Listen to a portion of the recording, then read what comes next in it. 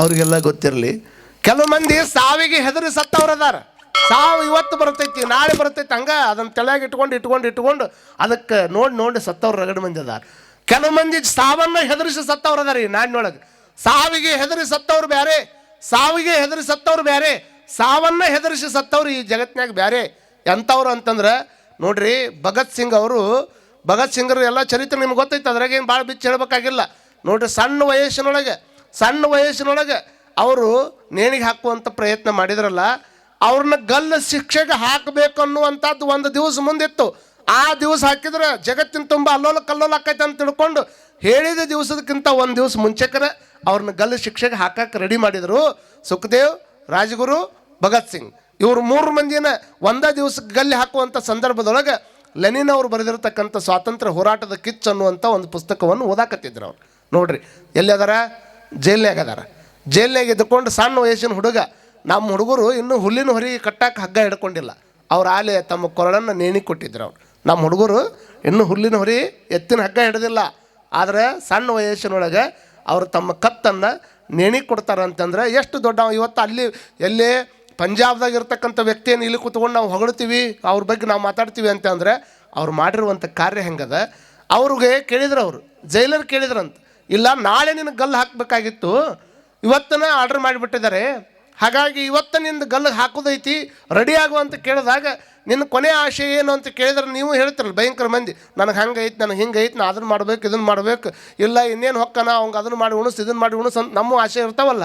ಅವ್ರಂತಾರೆ, ನೋಡು ನನ್ನ ಕೊನೆ ಆಸೆ ಏನದ ಅಂತಂದ್ರೆ ಲೆನಿನ್ ಅವರು ಬರೆದಿರತಕ್ಕಂಥ ಸ್ವಾತಂತ್ರ್ಯದ ಕಿಚ್ಚಿನ ಒಂದು ಪುಸ್ತಕವನ್ನು ಒಬ್ಬ ಕ್ರಾಂತಿಕಾರಿ ಇನ್ನೊಬ್ಬ ಕ್ರಾಂತಿಕಾರಿ ಪುಸ್ತಕವನ್ನು ಓದಾಕತ್ತಾನ, ಅದು ಮುಗಿಮಟ್ಟ ಅವಕಾಶ ಕೊಟ್ಟುಬಿಟ್ರೆ ಸಾಕು, ನಾನು ಆರಾಮ್ ಬಂದು ಕೊಡ್ತೀನಿ ಅನ್ನೋವಂಥ ಮಾತನ್ನು ಭಗತ್ ಸಿಂಗ್ ಹೇಳ್ತಾನೆ. ಅಂದ್ರೆ ಹಂಗೆ ಕೂತ್ಕೊಂಡು ನಾವು ಹೇಳಿ ಚಪ್ಪಾಳಿ ಎಷ್ಟರ ನಮಗೆ ಮಂದಿಗೆ ಉತ್ಸಾಹ ಕಡಿಮೆ ಆಗೈತೆ ನೋಡ್ರಿ.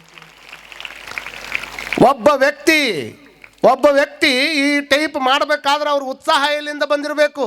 ನಿರುತ್ಸಾಹವನ್ನು ಇಟ್ಕೊಂಡು ಬದುಕೋರ ಮಧ್ಯದೊಳಗೆ ಉತ್ಸಾಹವನ್ನು ತೋರಿ ಅಗದಿ ಚಲೋ ಇನ್ಕಿಲಾಬ್ ಜಿಂದಾಬಾದ್ ಅಂತ ತಿಳ್ಕೊಂಡು ಘೋಷವಾಕ್ಯವನ್ನು ಮಾಡೋದ್ರ ಜೊತೆಗೆ ತಾಯಿ ಬಂದು ಅಳಕತ್ತಿದ್ರು ಸಹಿತ ಅಳುವಂತಹ ಪ್ರಯತ್ನವನ್ನು ಮಾಡಲಾರ್ದಂಗೆ ತಾಯಿಗೂ ಧೈರ್ಯ ಹೇಳಿ ಆ ಸಾವನ್ನು ಸಹಿತ ಹೆದರಿಸಿ ಸತ್ತವರು ಭಗತ್ ಸಿಂಗ್ ಅನ್ನುವಂಥದ್ದನ್ನು ನಾವೆಲ್ಲರೂ ಅಭಿಮಾನದಿಂದ ಒಪ್ಪಿಕೊಳ್ಬೇಕಾಗ್ತದೆ.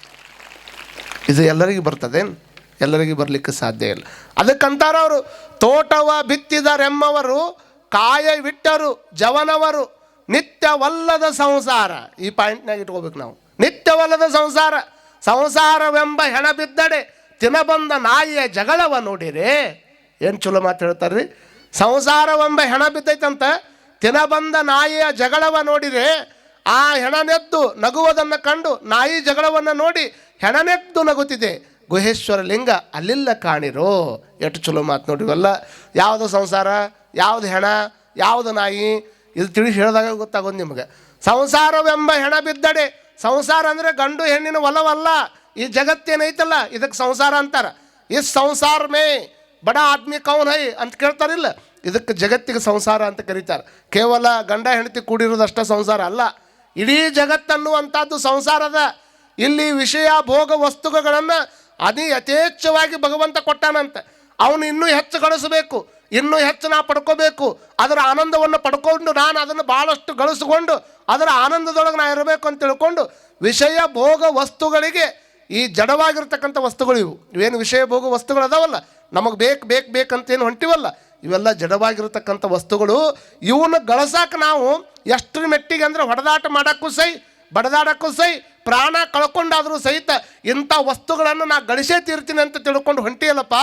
ಜಡವಾಗಿರ್ತಕ್ಕಂಥ ವಸ್ತುಗಳು ಹೆಣ ಇದ್ದಂಗೆ, ಇಂಥ ಹೆಣವಾಗಿರತಕ್ಕಂಥ ಜಡವಾದ ವಸ್ತುಗಳನ್ನು ಗಳಿಸಾಕ ನಿನ್ನ ಜೀವನ ಹಾಳು ಮಾಡ್ಕೊಂಡು ಹೊಂಟಿಯಲ್ಲ, ಅವಾಗ ಆ ಜಡವಾಗಿರುವಂಥ ಹೆಣ ಎದ್ದು ನಗುತ್ತಿದೆ, ನಾಯಿಯ ಜಗಳವ ನೋಡಿರಿ.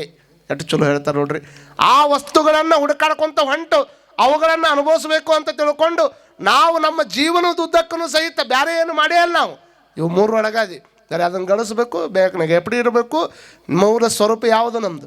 ನಾನು ಎಲ್ಲಿಂದ ಬಂದೀವಪ್ಪ? ನಾವು ಇಲ್ಲಿ ಕುಂತಾರ ಗೊತ್ತೈತೇನು? ಎಲ್ಲಿಂದ ಬಂದೀವಿ ಹೇಳ್ರಿ?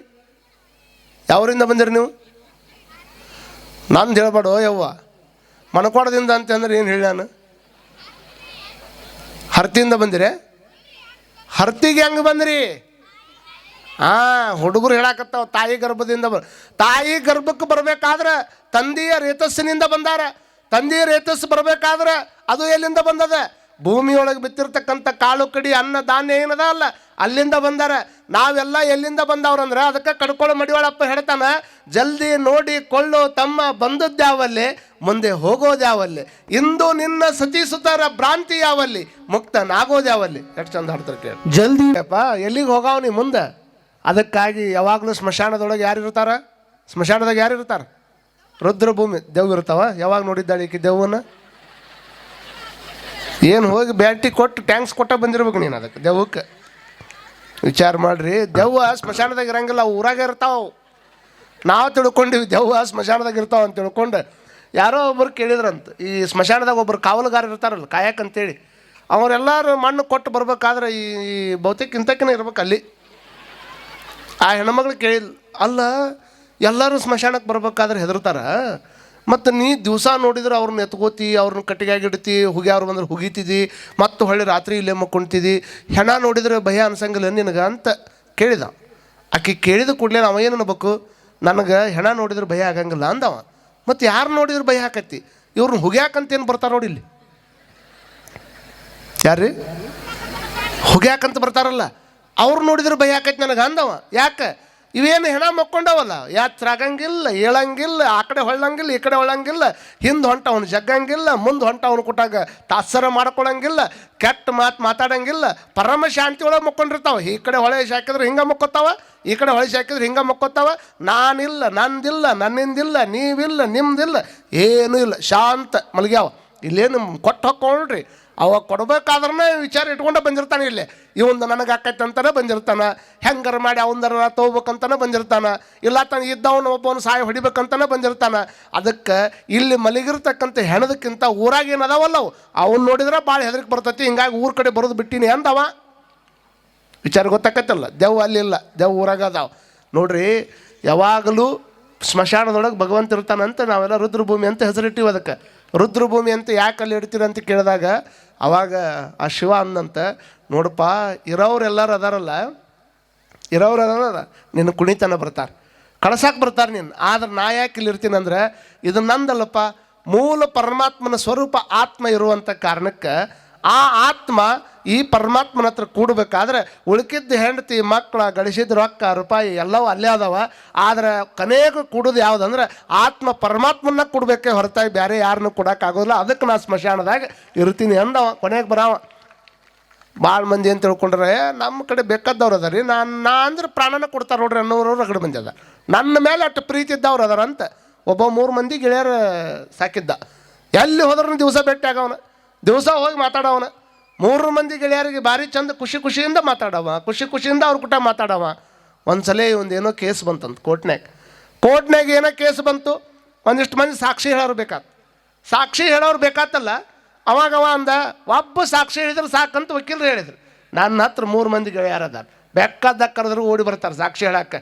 ನಾ ಕರ್ಕೊಂಬರ್ತೀನಿ ನಡ್ರಿ ಅಂತ ಬಂದು ಒಂದೇ ಗೆಳೆಯಾಗ ದಿವಸ ಏನು ಒಂದೇ ಗೆಳೆಯಾಗ ಅದ್ರಾಗ ಒಂದೇ ಗೆಳೆಯ 2ನೇ ಗೆಳೆಯ 3ನೇ ಗೆಳೆಯ ಅಂತ ಇರ್ತಾರಲ್ಲ, ಆ 3 ಮಂದಿ ಗೆಳೆಯರಿಗೆ ಒಬ್ಬ ಬಂದ್ರೆ ಸಾಕಂದಾರ. ಹೋಗಿ ಒಂದೇ ಗೆಳೆಯನ ಕೇಳಿದವ, ಇಲ್ಲ ನಂದು ಕೋರ್ಟ್ನಾಗ ಹಿಂಗೆ ಒಂದು ಅಪರಾಧ ಆಗೈತಿ, ಅಲ್ಲಿ ಸಾಕ್ಷಿ ಹೇಳಕ್ಕೆ ಬೇಕಾಗೈತಿ, ನೀವು ಸ್ವಲ್ಪ ಬಂದು ಸಾಕ್ಷಿ ಹೇಳಬೇಕು ಅಂದವ. ಅವಾಗ ಒಂದೇ ಗೆಳೆಯ ಏನು ಅನ್ಬೇಕು, ಬರ್ತೀನಿ ನಾನು, ಎಲ್ಲಿ ಮಟ್ಟ ಬರ್ತೀನಿ ನಾನು ನೋಡಪ್ಪ, ಸಾಕ್ಷಿ ಹೇಳಕ್ಕೆ ಬರಬೇಕು ಅಂದ್ರೆ ಮನೆ ಹೊಚ್ಚಲ ದಾಟಿ ಒಟ್ಟ ಹೊರಗೆ ಬರೋಂಗಿಲ್ಲ. ನಾನು ಮನೆ ಹೊಚ್ಚಲ ದಾಟಿ ಒಟ್ಟ ಹೊರಗೆ ಬರೋಂಗಿಲ್ಲ. ಮನೆ ಹೊಚ್ಚಲದೊಳಗೆ ಬೇಕಾದಿರಲಿ ಅದು ನಿನ್ನ ಪರವಾಗಿ ನಾ ಹೇಳ್ತೀನಿ ಅಂತ ಒಂದೇ ಗೆಳೆಯ ಹೇಳ್ದ. ಮತ್ತು ಹೊಚ್ಚಲದೊಳಗೆ ಬಿಟ್ಟು ಹೊರಗೆ ಬರಲಾರ್ದವ್ನು ಕೊಟ್ಟಾಗ ನಂದೇನು ಕೆಲಸ ಅಂತ ತಿಳ್ಕೊಂಡು 2ನೇ ಗೆಳೆಯನ ಹತ್ರ ಹೋದ. ಮತ್ತು ಒಂದೇ ಗೆಳೆಯ ಮನೆ ಬಿಟ್ಟು ಹೊರಗೆ ಬರೋಂಗಿಲ್ಲ ಅಂತಾನ, ನೀನಾರ ಬರ್ತೀನಿ ಇಲ್ಲ ಅಂತ. ಅವಾಗ 2ನೇ ಗೆಳೆಯ ಅಂದಂತ, ನಾನು ಬರ್ತೀನಿ. ಎಲ್ಲಿ ಮಠ ಬರ್ತೀನಿ ಅಂದರೆ ಮನೆ ಬಿಟ್ಟು ಬರ್ತೀನಿ, ಹೊಚ್ಚಲ ದಾಟಿ ಬರ್ತೀನಿ.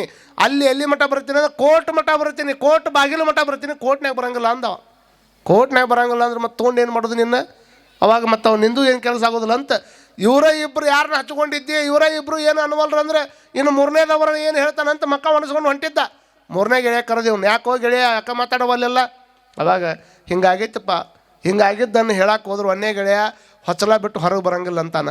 2ನೇ ಗೆಳೆಯ ಕೋರ್ಟ್ ತನ ಬರ್ತೀನಿ, ಬಾಗಿಲು ತನ ಬರ್ತೀನಿ, ಒಳಗೆ ಬರೋಂಗಿಲ್ಲ ಅಂತಾನ. ಮತ್ತು ಹಿಂಗಾದ್ರೆ ಸಾಕ್ಷಿ ಹೇಳೋರು ಯಾರು? ಅವಾಗ ನಾನು ಒಬ್ಬ ಗೆಳೆಯ ಅದನ್ನು ನನ್ನ ಮರ್ತಿ ನೀನು ಅಂದವ ಮೂರನೇ ಗೆಳೆಯ. ಅಲ್ಲ ಅವರ ಇಬ್ಬರ ಇಲ್ಲ ಅಂದಾರ ಅಂದ್ರೆ ಮತ್ತೆ ನಿನಗೆ 15 ದಿವಸಕ್ಕೊಮ್ಮೆ ತಿಂಗಳಿಗೊಮ್ಮೆ ಭೇಟಿ ಹಾಕಿನಿ, ನೀನಾರ ಬಂದು ಏನು ಹೇಳವದಿ ಅಂತ ನಾವು ವಿಚಾರ ಮಾಡಿ ನೀನು ಕೇಳಿಲ್ಲ ಅಂದಾಗ ಅವ ಮೂರನೇ ಗೆಳೆಯ ಅಂದಂತ. ಕೋರ್ಟ್ ತನ ಅಷ್ಟೇ ಅಲ್ಲ, ಕೋರ್ಟ್ ಒಳಗೂ ಬರ್ತೀನಿ, ಪ್ರಸಂಗ ಬಂದ್ರೆ ನೀನು ಕುಟಕನ ಬರ್ತೀನಿ, ಎಲ್ಲಿ ನಿಂತು ಹೇಳಂದ್ರು ಸಾಕ್ಷಿ ನಾ ಹೇಳ್ತೀನಿ ಅಂತ ಆ ಮೂರನೇ ಗೆಳೆಯ ಬಂದಂತ. ನೋಡ್ರಿ ಯಾರಿರ್ಬೇಕು ಇವ್ರು 3 ಗೆಳೆಯರು? ಯಾರಿರ್ಬೇಕಂದ್ರೆ ನಮ್ಮನ್ನೇನು ನಾಳೆ ಮುಗಿದ ಮೇಲೆ ತೊಗೊಂಡು ಹೋಗ್ತಾರಲ್ಲ, ತೊಗೊಂಡು ಹೋದಾಗ ಒಂದೇ ಗೆಳೆಯ ಯಾರು? ನೀ ಗಳಿಸಿಟ್ಟು ಸಂಪತ್ತ ಹಳ್ಳ ಬಳ ಸೊಂಟದಾಗ ಚಾವಿ ಇಟ್ಕೊಂಡು 20 ಸಲ ತೆಗೆದು ನೋಡಿಯಲ್ಲ, ನೋಡಿದ್ರೆ ರೊಕ್ಕ ನೀನು ಒಯ್ಬೇಕಾದ್ರೆ ಎತ್ತು ಮುಂದೆ ಅಂತಿರ್ತದ. ಎತ್ತು ಮುಂದೆ ಯಾರ ಮುಂದೆ ಹೇಳ್ಬೇಕಾಗ್ಯದ? ಭಗವಂತನ ಮುಂದೆ ಸಾಕ್ಷಿ ಹೇಳ್ಬೇಕಾಗ್ಯದ. ಅದು ಅಲ್ಲಿ ಬರ್ಬೇಕಂದ್ರೆ ಕುಣಿತನ ಬರ್ತೈತೆ ಅನ್ನೋದು, ನನ್ನ ಕುಣಿತನ ಬರಂಗಿಲ್ಲ ಅದು ಅಂತೈತಿ. ನೀ ಬೆಕ್ಕದ್ದು ಮಾಡ ಮನೆ ಹೊಚ್ಚಲ್ದಾಗ ಅಟ್ಟ ನನ್ನ ಕೆಲಸ, ಹೊರಗಂತ ನಾ ಬರಂಗಿಲ್ಲ. ಸತ್ ಮೇಲೆ ಯಾರು ಟೀಜೂರಿ ತಂದಾರನ? ಯಾರು ತಂದಾರ ಹೊರಗೆ? ಟೀಜೂರಿ ಯಾರು ತಂದಿಲ್ಲ. ಅದಕ್ಕದು ಒಂದನೇ ಗೆಳೆಯ ಟೀಜೂರಿ ಒಳಗೆ ಇರ್ತೈತೆ, ರೊಕ್ಕ ಒಳಗೆ ಇರ್ತೈತೆ, ಹೊರಗೆ ಬರಂಗಿಲ್ಲ ಅದು. 2ನೇ ಗೆಳಿ ನಿನ್ನ ಹೆಣ್ತರ ಇರಲಿ ನಿನ್ನ ಗಂಡರೇ ಇರಲಿ, ಅವ ಎಲ್ಲಿ ಮಟ್ಟ ಬರ್ತಾನ? ಕುಣಿತನ ಬರ್ತಾನೆ. ಕುಣಿತನ ಬಂದ ಅಂದ್ರೆ ಕೋರ್ಟ್ ಬಾಗಲತನ ಬಂದಂಗೆ ಅದು. ಕುಣಿತನ ಬಂದಾನ ಅಂದ್ರೆ ಕುಣಿತನ ಬಂದು ಮಣ್ಣು ಹಾಕ್ತಾನೆ, ಮಣ್ಣು ಹಾಕಬೇಕಾದ್ರೆ ಛತ್ತಿಗೆ ಬೆಂಕಿ ಕೊಡ್ತಾನೆ. ಅತ್ತು ಒಳಗೆ ಯಾರು ಬರ್ತಾರನ? ಯಾರು ಬರಂಗಿಲ್ಲ. ಮತ್ತು 3ನೇ ಗೆಳೆಯ ಯಾರು ಅಂತಂದರೆ ನೀವು ಮಾಡಿರ್ತಕ್ಕಂಥ ಪುಣ್ಯದ ಕೆಲಸ ಕಾರ್ಯಗಳೇನದವಲ್ಲ, ಒಳ್ಳೆಯ ಕಾರ್ಯಗಳು, ಲಿಂಗ ಜಂಗಮ ಗುರು ಇವೆಲ್ಲ ಒಳ್ಳೆಯ ಕೆಲಸ ಕಾರ್ಯಗಳನ್ನು ಮಾಡೋದ್ರ ಮುಖಾಂತರವಾಗಿ ಯಾವಾಗಾರು ಒಮ್ಮೆ ದಾನ ಮಾಡಿದರೂ ಸಹಿತ ಆ ಗೆಳೆಯ ಮಾತ್ರ ನೀ ಬೇಕಾದಲ್ಲಿ ಕರೆದ್ರು ನೀನು ಪುಟಾಗಿ ಬರ್ತೀನಿ ಅಂತ ತಿಳ್ಕೊಂಡು ಹೇಳೋರು ಯಾರು ಅಂದರೆ ಪುಣ್ಯದ ಕೆಲಸದ ಕಾರ್ಯಗಳೇನದವಲ್ಲ ಅವು 3ನೇ ಗೆಳೆಯ ಇದ್ದಂಗೆ. ಅದಕ್ಕೆ ನಿತ್ಯವಲ್ಲದ ಸಂಸಾರ ವೃಥಾ ಹೋಯಿತ್ತಲ್ಲ. ಅದಕ್ಕೆ ಒಬ್ಬ ಶರಣರು ಒಂದು ಚಲೋ ವಚನ ಬರೆದಾರೆ. ಎಷ್ಟು ಚಲೋ ಬರೆದಾರೆ ಅಂದರೆ, ಆನೆ ಕುದುರೆ ಬಂಡಿ ಭಂಡಾರವಿದ್ದಡೇನು, ತಾನುಂಬುವುದು ಪಡಿಯಕ್ಕಿ ಒಂದಾವಿನ ಹಾಲು, ಮಲಗುವುದು ಅರ್ಧ ಮಂಚ, ಹುರುಳಿಲ್ಲದ ಸಿರಿಯ ನೆಚ್ಚಿ ಕೆಡಬೇಡ ಮನುಜ, ಭೂಮಿ ಒಡಲು ಭೂಮಿಯ ಸಂಘ, ಪ್ರಾಣ ವಾಯುವಿನ ಸಂಘ, ಕೈ ಹಿಡಿದ ಮನದಿ ಪರರ ಸಂಘ, ಸಾವಿಂಗೆ ಸಂಗಡ ಆರು ಇಲ್ಲ ಕಾಣ ನಿಕ್ಕಳಂಕ ಮಲ್ಲಿಕಾರ್ಜುನ. ಎಷ್ಟು ಚಲೋ ವಚನ ಬರ್ದಾರೆ. ಇದನ್ನು ಬರೆದವ್ರು ಮೋಳಿಗೆಯ ಮಾರಯ್ಯ, ಮಾಂಡವ್ಯಪುರದ ಅರಸ ಮೋಳಿಗೆಯ ಮಾರಯ್ಯ. ಬರೀ ಕಟ್ಟಿಗೆ ಹೊತ್ಕೊಂಡು ಅಡ್ಡಾಡವ, ಕಿರೀಟ ತೆಗೆದಿಟ್ಟಾನಂದ್ರೆ ದೊಡ್ಡದಾಗೋದಿಲ್ಲ. ಬರೀ ಕಟ್ಟಿಗೆ ಹೊತ್ಕೊಂಡು ಅಡ್ಡಾಡವ, ಬಂಗಾರದ ಕಿರೀಟ ತೆಗೆದಿಟ್ಟು ಬಂದಾನಂದ್ರೆ ದೊಡ್ಡ ಸುದ್ದಿ ಆಗೋದಿಲ್ಲ.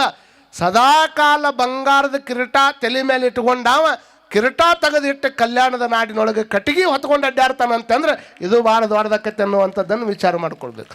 ಕಿರೀಟ ತೆಗೆದಿಟ್ಟು ಕಟ್ಟಿಗೆಯನ್ನು ಹೊತ್ಕೊಂಡು ಬರೋದು, ಕಟ್ಟಿಗೆಯನ್ನು ಹೊತ್ಕೊಂಡು ಬಂದು ಕಲ್ಯಾಣದ ಎಲ್ಲ ಬೀದಿ ಒಳಗೆ ಶರಣರಿಗೆ ಅಡ್ಡಾಡಿ ಕೊಡೋದು, ಅವ್ರು ಕೊಟ್ಟ ರೊಕ್ಕದಾಗ ದಾಸೋಹ ಮಾಡೋದು. ಇವ್ರ ಮನ್ಯಾಗ ಅಂಬಲಿ ಉಣ್ಣಾಕ ಜಂಗಮ್ರು ಓಡೋಡಿ ಬರ್ತಿದ್ರು. ಜಂಗಮ್ರು ಏನು ಬರ್ತಿದ್ರಲ್ಲ